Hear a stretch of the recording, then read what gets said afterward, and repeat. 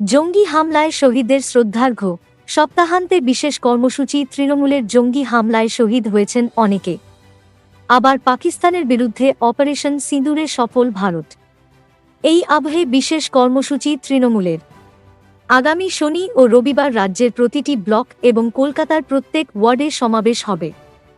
এদিন মমতা বন্দ্যোপাধ্যায় জানান, আমাদের দল ঘোষণা করেছে যে শনিবার ও রবিবার প্রতিটি ব্লক ও শহরের ওয়ার্ডে বিকেল ৩টা থেকে ৫টা পর্যন্ত সমাবেশ হবে শহীদ জওয়ানদের শ্রদ্ধা জানাতে এবং যাঁরা মাতৃভূমির জন্য প্রাণ দিয়েছেন তাঁদের পরিবারকে সমবেদনা জানাতে এই উদ্যোগ।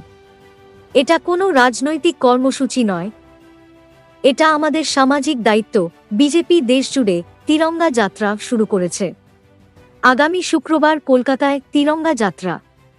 বিজেপি রাজ্য সভাপতি সুকান্ত মজুমদার এবং বিরোধী দলনেতা শুভেন্দু অধিকারীর মিছিলে নেতৃত্ব দেওয়ার কথা। আগামী বছর রাজ্যে বিধানসভা নির্বাচন।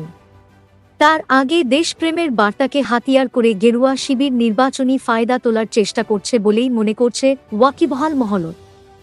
যদিও মমতা এদিন সাফ জানান, শহীদ স্মরণে তৃণমূলের কর্মসূচির সঙ্গে রাজনীতির কোনো যোগসূত্র নেই।